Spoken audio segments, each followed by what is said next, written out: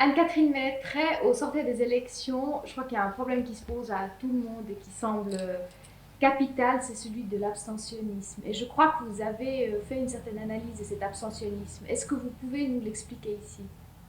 C'est difficile de dire que c'est une analyse de l'abstentionnisme. Je crois qu'elle est vraiment très difficile à faire parce que j'imagine que ceux qui ne vont pas voter sont toutes sortes de gens, en fait, et pour toutes sortes de motifs. Il y a probablement un certain nombre de gens qui sont, disons, peut-être parmi les privilégiés, puis qui ne vont pas voter parce qu'ils s'en fichent, parce qu'ils imaginent pas du tout que ça puisse avoir une importance. Et puis, il y a une autre catégorie de gens peut-être qui ne vont pas voter parce qu'ils ont été déçus une fois ou l'autre. Ils se sont retrouvés, même plusieurs fois, ils se sont retrouvés dans le camp des perdants. Ils ont perdu l'espoir de changer une fois quelque chose à quelque chose. Et c'est très frappant d'ailleurs quand on s'adresse à eux à propos d'une initiative qu'on essaie de leur faire signer. Et très souvent, ils disent, moi, à quoi ça sert? De toute façon, ils font ce qu'ils veulent. Et puis, il y a encore une autre catégorie de gens qui vivent avec un sentiment d'impuissance, qui euh, pensent que leur suffrage ne changera rien, qu'ils ne sont qu'une goutte d'eau et que c'est pas eux qui auront le pouvoir de prendre des décisions. Et enfin, il y a une catégorie de gens, puis ça c'est peut-être ceux qui me préoccupent le plus, qui ont pourtant extrêmement envie de participer à la vie publique, disons, ou d'avoir les moyens de diriger leur propre vie, mais qui sont très loin en deçà d'une participation dans les institutions de la démocratie parce que leur refus ou leur désir ou leur souhait ou leur revendication s'expriment peut-être parfois très brutalement, très directement, chez eux, dans leur quartier, éventuellement dans la rue, mais ils ne font pas le pas entre cette expression de leur refus et des élections qui enverront des gens de toute façon très loin de chez eux, dans un parlement où ils ne peuvent absolument pas contrôler ce qui se passe. À quelle catégorie de gens est-ce que vous pensez quand vous mentionnez la dernière de ces catégories précisément? Alors je pense là aux gens qui sont peut-être les plus défavorisés de la population suisse. Il m'est arrivé de rencontrer des gens qui étaient dans des difficultés matérielles ou psychologiques ou professionnelles ou familiales extraordinaires euh, qui peut-être réagissaient parfois par une espèce de désir pas toujours comment est-ce qu'il faut dire? Là, je parle de gens qui sont peut-être sous tutelle, des gens, des alcooliques, enfin, des gens qui sont marginaux peut-être, euh, qui ont un formidable désir de changement, mais qui n'ont aucun moyen d'exprimer ce désir de changement par un vote, parce qu'ils se sentent absolument impuissants. Ah, il y en a parfois, dans des cas extrêmes, qui écrivent des lettres au président de la Confédération. Et ils sautent les étapes, disons. Ils ne se rendent pas compte que comme ça, ils sont peut-être inefficaces. Mais enfin, ils ont quand même un formidable désir de changer quelque chose. Alors en somme, il y a un énorme fossé entre le désir de changer et puis les députés qu'on élit, mais dont on ne sait absolument pas en fait ce qu'ils vont faire à Ouais, Berne. je crois que... Est-ce qu'au sein de votre parti, donc le POP, vous essayez de trouver les moyens de créer ce lien entre un désir de changer et puis une démocratie parlementaire? Oui, c'est une des questions, je dirais, qui nous préoccupe le plus, mais on est, comme je pense beaucoup d'autres partis, mais on est vraiment très démunis par rapport à ça. Ça, c'est vrai que notre analyse au sort des élections au POP, c'est de nous dire, mais comment faire pour atteindre ces gens, puis surtout pour qu'ils reprennent confiance dans leur vote, disons, pour qu'ils se rendent compte que finalement ça change quand même quelque chose, ça change peut-être pas directement, c'est vrai que ce qui se passe à Berne, c'est pas directement efficace, mais ça l'est indirectement, c'est-à-dire que ça change malgré tout un rapport de force. Si la représentation de la gauche est importante disons au Conseil national, mais aussi éventuellement dans un autre parlement ou dans d'autres instances de la démocratie, je pense que ça modifie un peu le rapport de force et qu'à ce moment-là, des gens qui luttent dans leur quartier ou dans leur immeuble pour des questions de logement ou dans leur quartier pour des questions d'école sont mieux entendus. D'ailleurs, leurs revendications peuvent être éventuellement répercutées à une plus large échelle. En revanche, si la gauche disparaît ou perd des sièges lors des élections, c'est l'ensemble de ces revendications qui finalement perd un peu de son audience. C'est pour ça que finalement, si je comprends les raisons qu'ont un certain nombre de gens de ne pas aller voter, je pense malgré tout qu'ils ont tort. Parce qu'ils peuvent changer quelque chose en votant pour les personnes qui iront à Berne. Pas seulement en votant. Le vote, ça n'est qu'un aspect. Mais alors qu'on peut changer quelque chose à la réalité dans laquelle on vit, c'est absolument certain. C'est absolument certain, seulement ça nécessite qu'on ait confiance en son pouvoir. Est-ce que vous croyez que le système en place entretient l'abstentionnisme? Oui, d'une certaine manière, je pense que il y a eu d'ailleurs à certains moments des projets du Conseil fédéral, par exemple, par rapport aux droits politiques, l'exercice des droits politiques, au moment où, par exemple, on a doublé le nombre des signatures pour l'initiative et le référendum, où on a vu très clairement que l'intention, c'était d'avoir en Suisse un État qui fonctionne. Et pour fonctionner, l'État a besoin que les choses se passent, si possible, en petits comités, avec des délégués, avec des représentants, des intermédiaires entre le peuple et les dirigeants, mais si possible pas le peuple. À ce moment-là, d'ailleurs, au moment de cette votation, le Conseil fédéral avait dit et écrit dans son message, actuellement, les citoyens ont tendance à intervenir directement dans la politique en lançant des initiatives, par exemple, et ça, c'est quelque chose qu'il faut maîtriser. Ça gêne, ça dérange. On peut plus gouverner en paix. Et alors ça, c'est l'option d'un État technocratique, c'est-à-dire qui fonctionne avec des spécialistes qui savent de quoi ils causent et puis qui n'ont pas besoin d'expliquer aux gens parce que c'est trop compliqué pour qu'ils comprennent. Là, je pense qu'il y a une tendance très très forte et puis qu'il faut lutter contre cette tendance. Mais de manière réaliste, est-ce qu'on peut envisager un État où le peuple intervienne directement, à la limite même peut-être sans le Parlement? Est-ce qu'on risque pas d'avoir une avalanche d'initiatives et de référendums de propositions qui s'entassent dans le tiroir, comme c'est d'ailleurs déjà le cas maintenant, alors qu'en fait il y en a finalement pas trop? Où est-ce qu'on va? On ne peut plus gouverner, on ne peut plus... Ah ben, il y a effectivement une certaine catégorie de gens, je crois que c'est plutôt la droite, qui vous dira que c'est comme ça et qu'il y a une avalanche d'initiatives et que ça va plus, que ça encombre les services de l'État. Mais alors moi je dirais que c'est pas grave, et au contraire c'est extrêmement heureux parce qu'à l'occasion d'une initiative, pour prendre cet exemple, des gens quand même se mobilisent. Je ne vais pas dire que c'est indifférent que l'initiative aboutisse ou qu'elle aboutisse pas. Si elle aboutit, c'est bien. Mais si elle n'aboutit pas, il en restera quand même toujours quelque chose. Que des gens auront été contactés, que des gens auront pris parti pour une idée, qu'ils auront peut-être à cette occasion-là pris conscience d'un certain nombre de revendications à faire. Et ça, je prétends que ça reste, même si en définitive l'initiative est repoussée. Et alors ce que je voudrais dire, c'est qu'il n'y a quand même pas que l'initiative. Il y a quand même eu des mouvements populaires importants qui ont passé par d'autres voies et qui ont un poids considérable. Bon, on peut prendre l'exemple du nucléaire.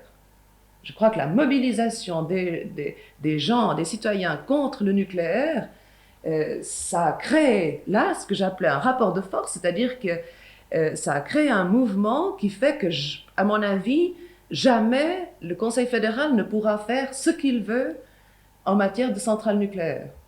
Je prétends qu'on ne peut plus construire n'importe quelle centrale parce que l'opinion est suffisamment sensibilisée sur ce problème-là. et qu'elle empêcherait un programme complètement délirant de construction de centrales nucléaires. Mais l'initiative a quand même été repoussée. Bon, elle a quand même là, comme je disais tout à l'heure, hein, je pense que même si elle a été en définitive repoussée, elle a néanmoins contribué à développer ce courant d'opinion et cette prise de conscience des gens. Et puis on reviendra, enfin je crois qu'il y aura d'autres initiatives, il y a d'autres formes de mobilisation, éventuellement d'autres formes de lutte, mais ce mouvement-là, il est lancé et je ne crois pas qu'on l'arrêtera.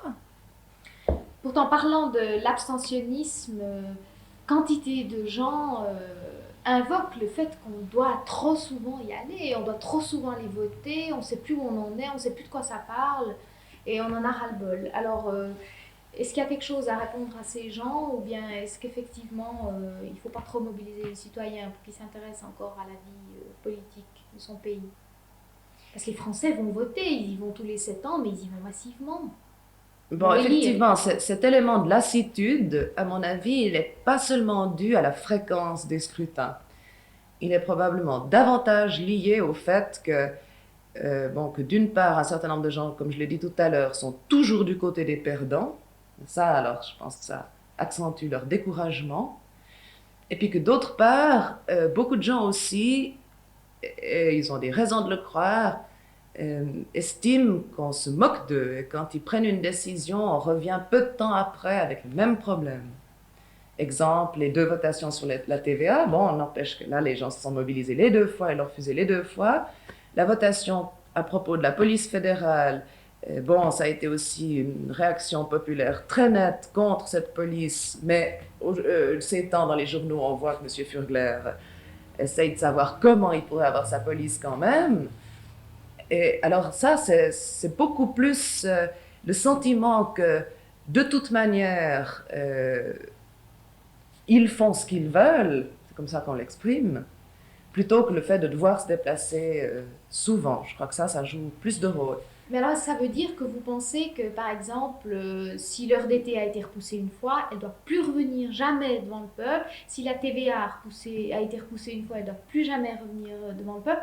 Ou bien est-ce qu'il y a quand même des obligations de gouverner, enfin de gouverner comme la majorité du peuple l'entend actuellement, c'est-à-dire... Non, moi je pense que ce serait alors aberrant de dire quand le peuple a décidé une fois, bon c'est fini, c'est une question liquidée sur laquelle on ne reviendra plus. Ce qui me semble nécessaire, c'est qu'on fasse à ces occasions-là l'analyse du scrutin, ce qui ne se fait pratiquement jamais.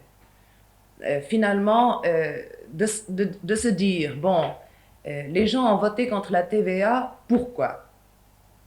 Probablement, peut-être un certain nombre de gens, j'entends, il y a beaucoup de motifs, hein, on ne peut pas voir que c'est un seul motif pour tout le monde, mais il y a peut-être pour un certain nombre de gens, et je prétends que c'est quand même une majorité, l'idée qu'on ne veut pas d'une fiscalité comme ça.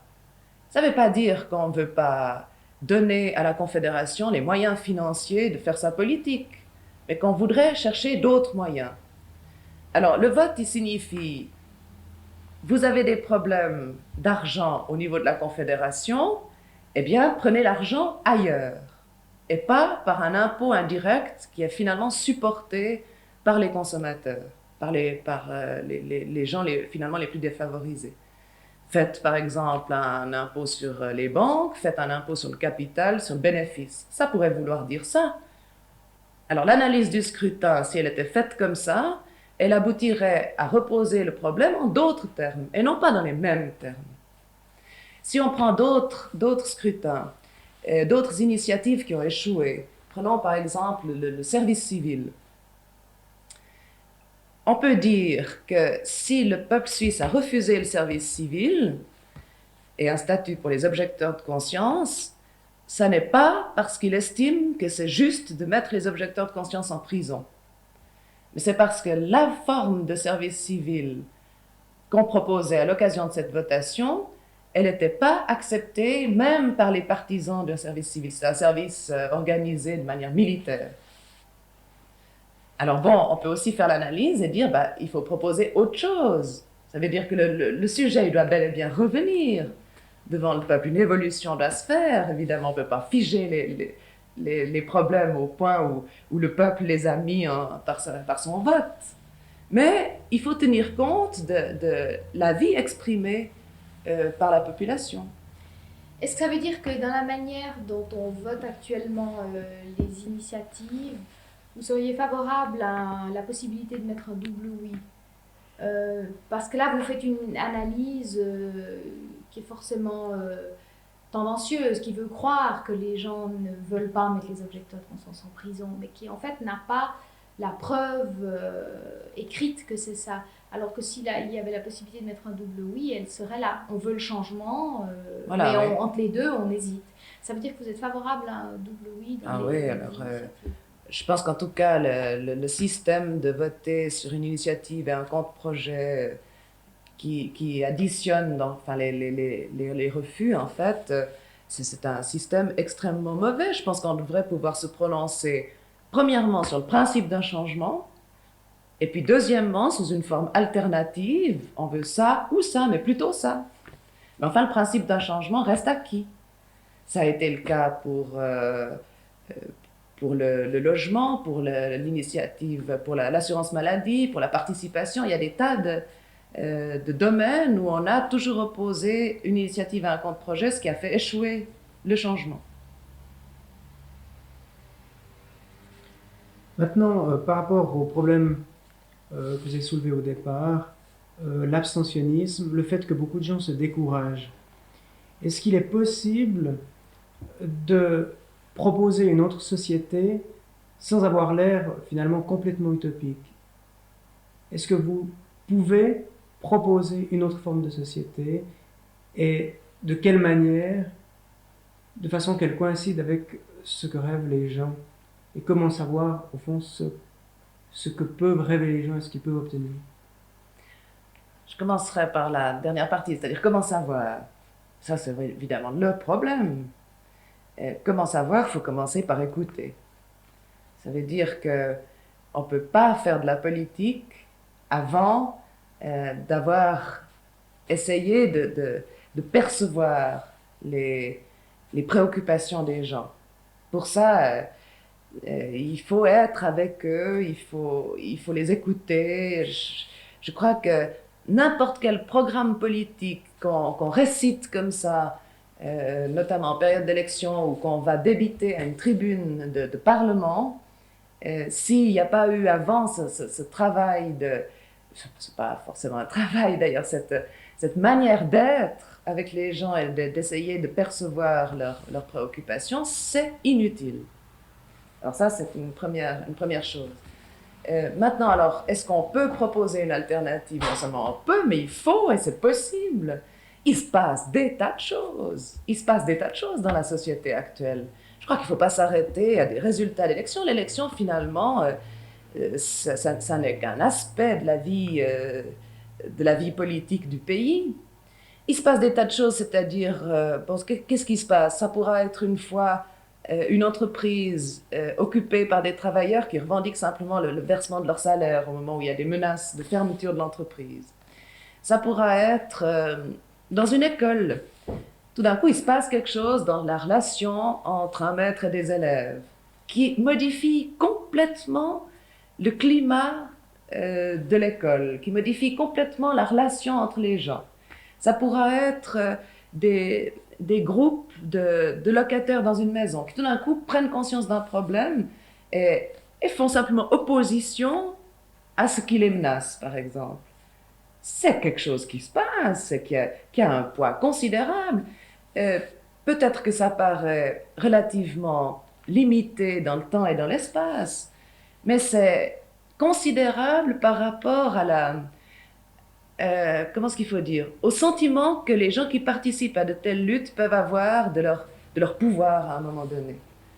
Je crois qu'il y a des tas d'expériences qui se passent où tout d'un coup des gens prennent conscience qu'ils ont en fait des capacités, ils avaient peut-être perdu confiance dans leurs capacités, mais qu'ils ont des fantastiques réserves de liberté personnelle, c'est-à-dire qu'ils peuvent à un moment donné se remettre en question ou faire des choix ou décider quelque chose propager cette idée, la diffuser, se mettre à plusieurs et à ce moment-là s'apercevoir que l'idée passe et qu'elle va toujours plus loin et qu'elle a des répercussions peut-être parfois très concrètes et matérielles.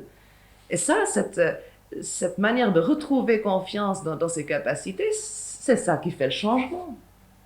Pourtant, beaucoup de personnes qui commencent à douter de la gauche voient en fait dans les solutions proposées par cette gauche des raccommodages. Ils se disent, par exemple, on nous propose des grèves, oui, mais des grèves dans le cadre d'un système, comme un sparadrap sur une blessure, mais en fait, il y a un certain nombre de voix qui sont de plus en plus persistantes et qui, elles, désirent un changement dans lequel il n'y a plus même le problème des grèves, dans lequel on va plus loin. Et c'est cette question-là qui m'intéresserait. Qu'est-ce que l'on peut proposer de véritablement différent, non plus le sparadrap, mais la nouvelle forme de société? Oui, je comprends, mais je crois que ce qu'il faut dire, c'est que cette nouvelle forme de société, c'est pas un modèle suspendu quelque part dans l'espace qu'on peut proposer à la contemplation des gens en disant, vous voyez, c'est ça qu'il faut atteindre. Ça n'existe pas. Ce modèle, il se construit. Il est dans l'expérience vécue des gens. Et alors quand je dis, à un moment donné, il se passe des choses quand, je sais pas, un groupe de parents d'élèves décide qu'il faut changer l'école, ben ça peut aller extrêmement loin, et c'est pas seulement du sparadrap, c'est pas l'emplâtre sur une jambe de bois, c'est pas comment est-ce qu'il faut dire, simplement se faire l'infirmier du système en place pour mieux le sauvegarder. Je crois que ça peut être tout à fait révolutionnaire, pas au sens de qu'on va provoquer une insurrection avec violence, etc., mais révolutionnaire au sens que ça peut modifier fondamentalement les rapports que les gens ont avec les institutions, avec à un moment donné l'école, avec les propriétaires d'immeubles, etc. Est-ce que vous pouvez peut-être vous-même définir encore plus loin ce programme, bien qu'évidemment vous avez dit que vous ne voulez pas mettre un modèle, mais en fait, quelle société est-ce que vous préconisez de façon quand même globale, quel but à atteindre? Alors bon, disons, de manière globale, notre projet serait de mettre les gens de ce pays en situation de prendre eux-mêmes les décisions qui concernent leur vie, mais alors pas seulement au sens étroit du terme, dans un sens large. Ça veut dire que si on dit les gens doivent pouvoir décider dans quel type de logement ils veulent habiter, dans quel type d'école ils veulent envoyer leurs enfants, quel type de produits ils veulent trouver au magasin, etc., ça va extrêmement loin parce que ça peut aller jusqu'à modifier complètement les structures de la production économique, par exemple. Ça veut dire la planifier en fonction des besoins réels des gens. Est-ce que les gens ont besoin de 18 sortes de poudre à lessive? Probablement pas. Mais il faut qu'eux-mêmes puissent dire on en a besoin peut-être d'une, mais qui ait ces qualités-là. Alors, ça signifie que à l'intérieur des entreprises où on fabrique ces produits, les gens qui les fabriquent, et qui sont en général assez bien au courant quand même de comment on les fabrique, puissent avoir un pouvoir croissant sur ce mode de production. Ça commence, si vous voulez, par ce qu'on a appelé la participation dans les entreprises, mais qui peut aller beaucoup plus loin, qui est un droit de contrôle sur les modes de production, sur la planification économique, sur les bénéfices, les investissements, etc., qui commence déjà par l'information. Revendiquer qu'est-ce que vous faites, où est-ce que vous investissez, pourquoi, quels sont vos marchés, combien vous investissez dans la publicité, combien vous investissez dans la recherche de nouveautés qui sont souvent des nouveautés bidons, c'est-à-dire qu'on fait simplement le même produit mais qu'on lui donne un autre nom. Là, ça c'est vraiment une prise de pouvoir progressive des travailleurs dans leurs entreprises, mais ça doit être accompagné d'un même processus à l'extérieur aussi. C'est-à-dire que les consommateurs doivent pouvoir aussi intervenir et dire nous on veut ça, tel ou tel produit. Et puis, ça s'accompagne d'un pouvoir de décision sur le plan politique parce que, comme je l'ai dit tout à l'heure, les parents d'élèves, et ça se fait, il y a des groupes de gens qui se réunissent et qui disent voilà l'école qu'on veut. Bon, c'est un apprentissage aussi, parce qu'on ne sait pas tout de suite. Et personne n'a de modèle tout fait. Hein. Encore une fois, c'est l'expérimentation qui petit à petit montre le chemin. Rien ne se fait en dehors de ça. Mais alors, est-ce que vous croyez qu'on peut imaginer ces corrections se faire dans le cadre d'un système capitaliste? Est-ce qu'au fond, le POP pourrait être totalement satisfait sans que la société ne soit autre chose qu'une société capitaliste? Admettons que ces normes soient prises, que ces règles... Est-ce que vous croyez en une possibilité de survie du capitalisme? Non, je pense que si véritablement les choses commencent même sur un plan très modeste, comme je l'ai dit, par une possibilité de participation des travailleurs, par exemple, c'est clair que ça ne change rien au capitalisme. Mais c'est un commencement. Et ce processus même va toujours plus loin, il peut être à la limite extrêmement subversif, c'est-à-dire remettre en question les bases même du système capitaliste. Mais là aussi, et je crois que ça c'est relativement nouveau quand même par rapport à au programme politique du POP, de dire il ne faut pas se contenter d'attendre le grand soir. Hein, il faut quand même que... Et ça, les femmes, alors. Hein, je crois que les mouvements de femmes ont un apport considérable par rapport à ça, parce que les femmes sont pressées. Maintenant, c'est clair, et ça, aussi, ça a pas mal ébranlé un parti comme le POP, parce que à l'origine, le POP disait, mais écoutez, une fois qu'on aura changé les rapports de propriété, que la propriété sera vraiment rendue au peuple et qu'on aura changé les rapports de production, les femmes seront émancipées du même coup. Mais maintenant, plus personne croit à ça. Et les femmes disent, bah, attention, nous, on ne veut pas attendre que justement le capitalisme soit mort, on veut du pouvoir tout de suite sur notre propre vie, même déjà sur notre propre corps. Hein, pouvoir disposer de notre propre corps, c'est la première forme d'autogestion. Donc, ça, c'est relativement nouveau par rapport au parti de gauche, de dire acquérir du pouvoir tout de suite et même sur un plan local. Mais en même temps, et c'est alors là qu'on revient peut-être sur le problème des élections, en même temps, je crois que le lien doit être fait de manière continue entre ce qui se passe là dans un plan très décentralisé, très local, et ce qui se passe à un niveau plus global. Il faut que la lutte des gens d'un quartier, elle se répercute plus loin, qu'il y ait quelqu'un pour la porter à un autre niveau, qu'il y ait quelqu'un pour faire le lien entre cette lutte-là et peut-être telle ou telle loi ou telle relation de pouvoir qui s'établit ailleurs. Ce qui serait le rôle des députés. Des partis, je dirais, oui. Parce que, bon, actuellement, les partis ont très mauvaise presse, et puis, effectivement, on peut se poser la question, quel est le rôle des partis? Peut-être, beaucoup de gens peuvent avoir l'impression que ceux qui font vraiment de la politique, ce n'est pas les partis, mais c'est des mouvements. Hein, le mouvement antinucléaire, le mouvement des femmes, etc.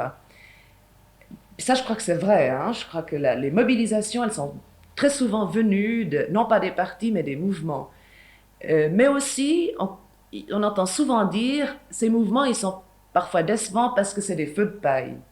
Ça part, c'est magnifique, les gens se mobilisent, s'enthousiasment, et puis ça retombe. Bon, d'abord, par rapport à ça, je crois qu'on ne retombe jamais si bas que d'où on est parti. C'est comme ce qu'on disait à propos des initiatives, je crois qu'il en reste toujours quelque chose. Hein, les gens ont quand même pris conscience de quelque chose. Et puis ensuite, alors, si les partis ont encore un rôle à jouer, c'est peut-être là. C'est de faire le lien, c'est de montrer la globalité de ce qui se passe, peut-être dans un domaine très particulier, le lien que ce problème particulier a avec l'ensemble du système. Il y a un exemple qu'on pourrait donner, c'est que juste avant les élections, je ne sais plus qui a fait un sondage dans la population pour savoir quelles étaient les préoccupations principales des gens, et les gens ont dit c'est la drogue. Alors les journaux en ont tiré des conclusions, c'est quand même fou. Voilà, les Suisses se préoccupent essentiellement du problème de la drogue. Il n'y a pas un seul parti qui met ça dans son programme. Ben justement, la drogue, ça n'est qu'un symptôme de quelque chose qui va mal.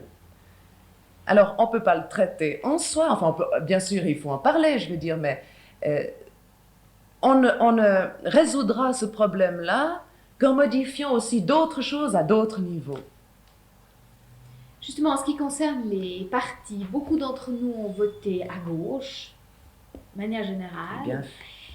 Mais ils ont certainement un peu flotté quant à savoir s'il fallait voter LMR, POP ou socialiste. Est-ce qu'il y a moyen de dire ce qui différencie fondamentalement le POP d'une part de la LMR, d'autre part des socialistes? Alors, par rapport à la LMR,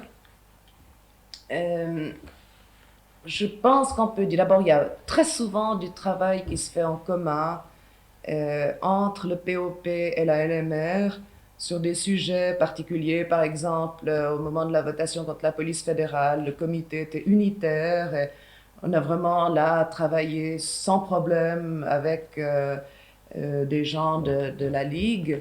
Mais là, vous avez même travaillé avec la nation, alors sans problème. Non, on n'a pas travaillé avec la nation malgré tout. Parce que, mais vous auriez pu, non? Non.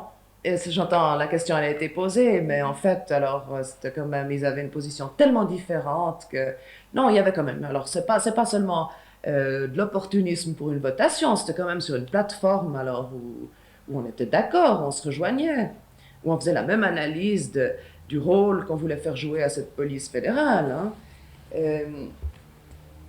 Et puis aussi, bon, dans d'autres domaines, je pense que là où on diverge, c'est pas toujours très clairement exprimé, hein, mais je pense que là où on diverge, c'est sur des questions de stratégie. Au fond, le POP croit, comme je l'ai dit tout à l'heure, que de participer aux luttes parlementaires, pas seulement ça, mais ça avec d'autres choses, c'est utile. Que d'être représenté dans les parlements, ça nous donne plus de force pour mener peut-être d'autres luttes à d'autres niveaux. Hein.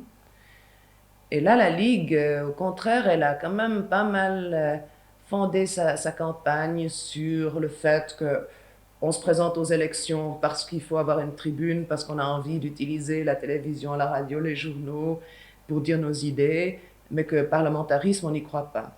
Là, je crois que c'est quand même une première différence. Et puis alors avec les socialistes, alors bon, je crois que c'est quand même la différence entre le réformisme des socialistes qui pensent qu'en aménagement, c'est justement ce qu'on disait tout à l'heure à propos des sparadraps, c'est-à-dire qu'en aménageant certaines choses, en corrigeant certaines inégalités, on arrivera à faire un système bien meilleur sans avoir besoin de modifier complètement la propriété des moyens de production des entreprises, etc. Alors là-dessus, on prend une distance parce que le POP reste quand même révolutionnaire en ce sens qu'il pense qu'il faut complètement transformer ces rapports de propriété. Concrètement, sur quel sujet est-ce que dernièrement vous vous êtes opposé aux socialistes?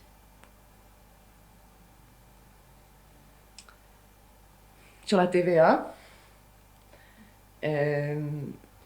les socialistes, pour la première TVA en tout cas, les socialistes admettaient le principe d'une imposition indirecte, alors que nous avons toujours considéré que cette imposition est tout à fait injuste, puisque finalement elle n'obéit pas au principe de la progressivité en fonction du revenu.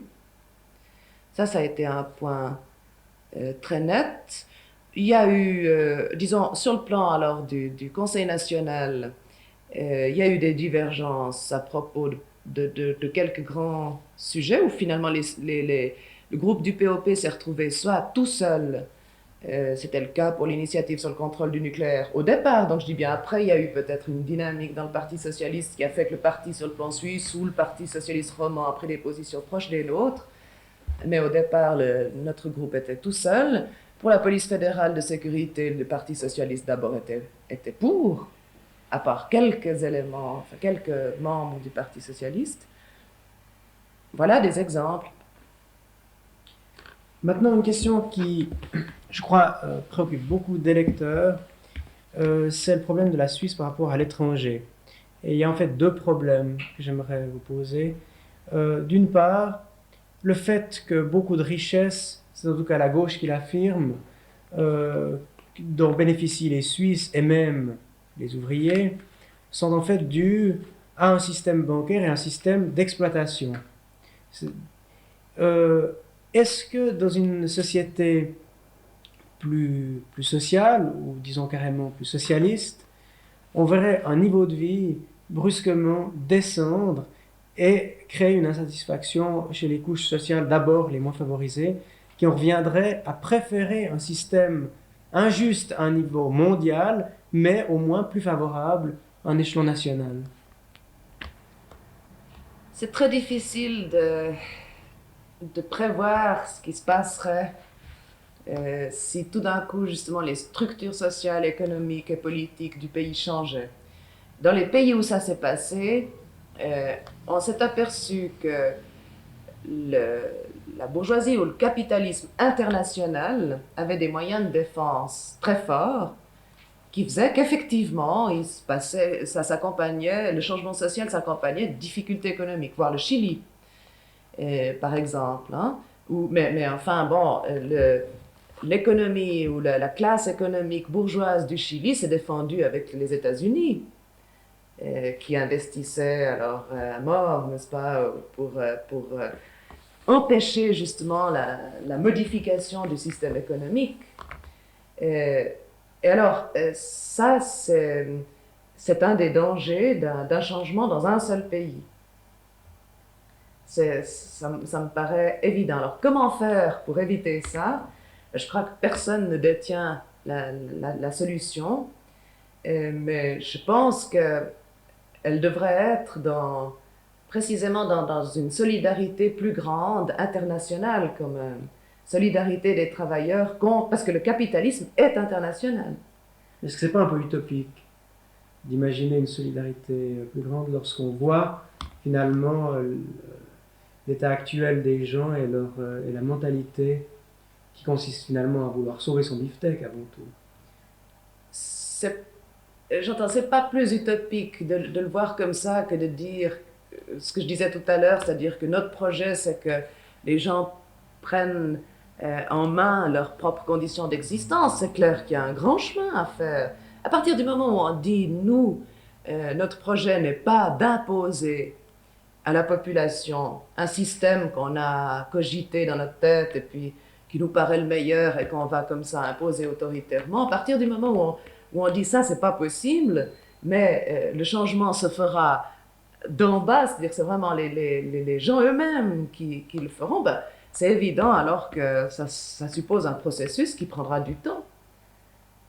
Aussi bien sur le plan strictement national que sur le plan international. Mais je ne crois pas que ce soit un motif pour y renoncer. Est-ce qu'il implique un changement des mentalités ou bien est-ce que c'est la marche inéluctable de l'histoire que les choses changent? Tous les deux, et ni l'un ni l'autre. C'est-à-dire, je ne crois pas que ce soit seulement une question de mentalité. C'est une question de savoir où est le pouvoir et de faire changer le pouvoir demain. Mais pour ça, c'est indispensable que les gens sentent leur pouvoir. Je voudrais prendre un exemple, parce qu'autrement ça paraît un peu abstrait. Mais il y a par exemple une disposition de la Constitution fédérale qui dit que chacun a le droit de choisir son métier. C'est un très beau principe avec lequel on ne peut être que d'accord. Mais qu'est-ce qui se passe en réalité? Moi, je me suis occupée longtemps d'orientation professionnelle et j'ai bien vu que, en général, les adolescents qui terminent l'école, ils viennent en disant « j'aurais voulu faire ça ». Mais je ne le ferai pas parce que j'aurais voulu devenir photographe. Mais je sais que j'ai aucun débouché, que j'ai aucune chance de gagner ma vie, donc je deviendrai secrétaire ou mécanicien. Bien, mon travail consistait souvent à ce moment-là à leur dire « et pourquoi pas quand même photographe ?» J'entends, à partir comment est-ce qu'on fait pour qu'ils sentent cette liberté de choix? Alors naturellement, il y a un changement de mentalité. Ça veut dire que on peut arriver, il se pourrait qu'ils se disent, après tout c'est vrai, j'ai le courage de faire ça, j'ai peut-être les capacités, pourquoi pas, j'ai la liberté éventuellement de prendre un risque. Le risque peut-être de ne pas gagner ma vie d'une manière extrêmement stable ou de manière extrêmement large, mais enfin finalement c'est un risque que j'assume. Ça c'est une question de mentalité. Mais il y a aussi une modification à faire à un autre niveau.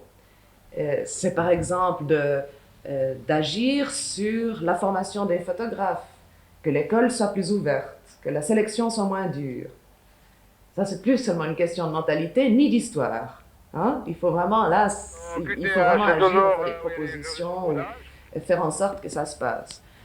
Et puis, il y a encore des actions à un troisième niveau, c'est que par exemple, la nécessité, disons, de la culture, du fait que, en effet, des gens puissent faire des photographies, qu'elles soient diffusées, qu'il y ait des expositions, ou on peut prendre l'exemple des acteurs, qu'il y ait politique culturelle, qu'il y ait en effet des théâtres, que les gens prennent le goût du théâtre et d'une vie culturelle.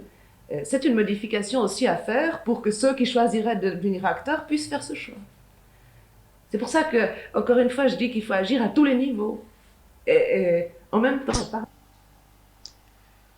On entend souvent dire, de la part de gens qui auraient par ailleurs des sympathies, disons pour votre parti, qu'ils se découragent en fait parce qu'ils l'estiment un parti de vieux, un parti un peu sclérosé. On pense à d'abord beaucoup de gens qui le représentent, on pense à Vincent, et à en fait cette espèce de souvenir d'un parti rigide, d'un parti stalinien. Est-ce que le POP est encore, à votre avis, représentatif de cette époque? Est-ce qu'il s'en sent encore solidaire ou est-ce qu'il y a au contraire au sein du parti des fractions qui, elles, représentent une tendance tout à fait contradictoire? oui, je ne sais pas si on peut dire contradictoire. Je pense qu'en tout cas, c'est un parti qui évolue, qui a énormément évolué. Et actuellement, les dirigeants, les représentants auxquels on se réfère en général, je ne veux pas dire qu'ils soient mis en minorité, mais ils sont généralement pas directement ils sont plus les dirigeants du parti. J'entends les instances du parti, les instances dirigeantes du parti se sont considérablement renouvelées, et alors le débat qui se poursuit à l'intérieur est tout à fait différent. Je crois que l'idée de stalinisme et de rigidité, elle n'est plus du tout vraie. N'empêche que si cette image reste dans le public, c'est peut-être pas non plus par hasard. Et là, je pense qu'il faudrait évoquer ce que c'est qu'un parti. Un parti qui a une tradition, qui a une histoire. Je crois que ça devient assez rapidement une sorte d'institution qui, effectivement, traîne son histoire avec lui. Je pense que c'est frappant de voir que dans des élections, par exemple, des formations nouvelles ont plus facilement l'appui des électeurs parce que justement on imagine automatiquement qu'elles représentent des idées jeunes et des idées neuves et nouvelles. Et puis il y a par rapport à ça peut-être aussi une chose à dire, c'est que un parti comme le nôtre a toujours mis en avant précisément des propositions assez globales. Alors évidemment que cette globalité empêche de voir, et ça c'est peut-être aussi notre faute, hein, je veux dire, il faut qu'on réfléchisse à ça, mais nous a souvent servi de solution utilisable à toutes les sauces. J'en ai parlé tout à l'heure à propos de la drogue en disant, oui bien sûr pour nous c'est un problème, mais on pense qu'on pourra le résoudre en changeant la société dans son ensemble. J'y ai fait allusion aussi peut-être à propos des femmes en disant, voilà, on a toujours dit, quand le capitalisme aura disparu, les femmes seront émancipées. Et ça, c'est vrai que c'est le problème d'un parti qui propose son alternative, quoi. Alors on le voit, peut-être que cette alternative est tellement globale qu'on ne voit pas ce que le parti propose dans tel ou tel domaine qui préoccupe davantage les gens. Exemple, l'environnement aussi.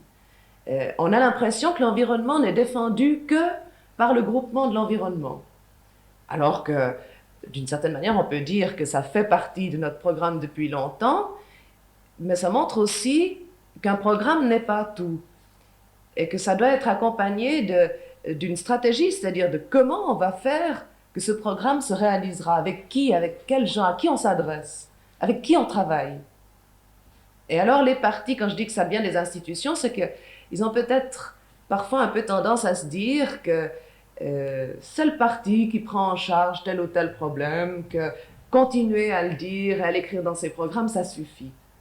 C'est ça qui donne l'impression que c'est un parti de vieux, parce qu'en fait, alors même que le débat à l'intérieur se poursuit et qu'il y a une évolution, encore une fois, assez importante qui se fait, vis-à-vis de l'extérieur, ça n'apparaît peut-être pas suffisamment.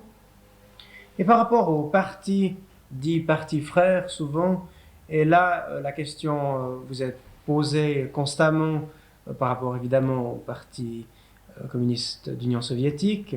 Est-ce que vous pensez que le POP, le Parti du travail peut-être à l'échelon suisse, va prendre davantage ses distances, ou est-ce qu'il sera toujours forcé, contraint de marquer certaines nuances, peut-être à cause de son passé? Oui et non. Je crois que c'est évident qu'on prend une distance vis-à-vis de l'Union soviétique, par exemple, et des pays de l'Est. J'entends une nuance publique. La Voix ouvrière publie les protestations indignées du POP à l'égard des procès qui se déroulent à Prague contre des dissidents, par exemple, tout récemment, ou plus anciennement contre l'invasion de la Tchécoslovaquie par les chars russes. Ça, c'est clair que ça se fait, que la distance est prise. Sur le plan des militants du POP, des membres du POP, je crois qu'il n'y en a pas un qui n'est pas profondément ébranlé par ce qui se passe en Union soviétique. Il n'y en a pas un qui pourrait dire l'Union soviétique, alors oui, c'est le grand frère, c'est notre modèle. Pas un. Mais l'histoire joue peut-être un rôle par le fait qu'il faut bien reconnaître que beaucoup de gens étaient quand même longtemps impressionnés par la révolution russe. C'était quand même quelque chose de fantastique qui s'est passé pour eux, ça représentait un espoir considérable. Et par rapport à ça, je ne sais pas, peut-être qu'on pourrait prendre la comparaison de ce qui se passe quand on retrouve ses copains d'école, les copains avec qui on a passé son examen de fin de scolarité. Quand on les revoit 20 ans plus tard, on se dit, tiens, celui-ci a changé, je ne pourrais plus m'entendre avec lui, ou il a suivi tel ou tel chemin qui n'est pas du tout le mien, ou il n'a plus du tout mes idées, etc. Mais évidemment, c'est quand même la classe. Il reste quelque chose de la classe. Si vous rencontrez vos anciens copains, vous ne leur tournerez pas le dos. Alors il y a peut-être un petit peu de ça qui joue aussi pour nous. C'est pas très orthodoxe peut-être ce que je vous dis là, mais je crois qu'à un niveau, disons, plutôt de relations qui sont faites comme ça, peut-être pas très analysées, peut-être pas très politiques, ça pèse encore d'un certain poids. Vous ne croyez pas aussi que ces copains d'école, entre guillemets, vous jouent en fait des tours au niveau des résultats, et qu'en fait beaucoup de gens voient encore dans le POP cette menace du bolchevisme et de tout ce mythe qui effraie en fait les gens à l'heure actuelle encore? Sûrement, oui, mais on nous fait beaucoup de procès. Si c'était pas celui-là, c'en serait un autre. Je crois que c'est aussi un moyen commode de rejeter précisément l'alternative qu'on peut proposer en disant « Oui, mais attention, là derrière, il y a la centralisation, il y a le goulag, etc. » C'est quand même un moyen commode et largement utilisé. Alors, je suis convaincue que là aussi, malgré le fait qu'on a protesté tout à fait ouvertement contre ce qui se passe en Union soviétique, ça n'est pas entendu. Et si ça n'est pas entendu, c'est parce qu'encore une fois, c'est bien commode de nous envoyer ça. C'est quand même un argument facile. Et par rapport à ces peurs de la population, comment est-ce que vous pouvez répondre? En montrant, et peut-être que ça aussi on ne le fait pas assez, en montrant que notre projet est d'abord un projet non pas destructeur, mais constructif. Qu'on n'est pas là pour démolir les libertés des gens, pour les obliger à adopter nos solutions, mais qu'on a envie de les écouter d'abord, de savoir quelles sont leurs préoccupations et de travailler avec eux. Quand je dis qu'on ne le fait pas assez, c'est parce que ça, je crois que ça nécessite énormément d'ouverture. Et ce sont des ouvertures qui souvent prennent du temps, qui nécessitent qu'on aille dans les comités, qu'on aille dans les groupes où il se fait quelque chose, qu'on prenne le temps d'écouter les gens et que peut-être par là, je sais pas, on arrive à les convaincre qu'encore une fois, on ne vient pas là pour tout détruire, mais au contraire pour écouter puis prolonger leurs souhaits, leurs désirs. Anne-Catherine Ménétret, au lendemain de ces élections, le Parti ouvrier populaire a perdu un siège qui vraisemblablement vous aurait été destiné, on l'imagine tout au moins. Est-ce que vous pouvez peut-être nous donner votre opinion personnelle, votre sentiment personnel? Vous êtes certainement déçu. Mon sentiment personnel, il est ambigu. Parce que, bon, sur un plan, si j'étais seule en cause, ça m'arrangeait pas spécialement d'aller à Berne. J'ai autre chose à faire. J'ai eu parfois l'occasion de travailler dans des commissions fédérales. Je me suis rendu compte que c'est beaucoup de temps pour peut-être peu de résultats directs. Je dis direct parce que sur le plan indirect, comme je crois qu'il faut encore une fois le souligner, sur le plan indirect, peut-être bien que notre présence quelque part a des répercussions. Hein, mais, donc personnellement, ça m'arrange plutôt comme ça. En revanche, c'est vrai que si je considère qu'il y a des gens qui ont voté pour moi et qui peut-être avaient une certaine attente, ben ça m'ennuie énormément que cette attente soit déçue.